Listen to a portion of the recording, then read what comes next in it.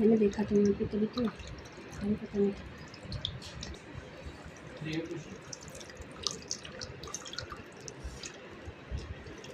अभी कपड़े पहनाते हुए बना देना।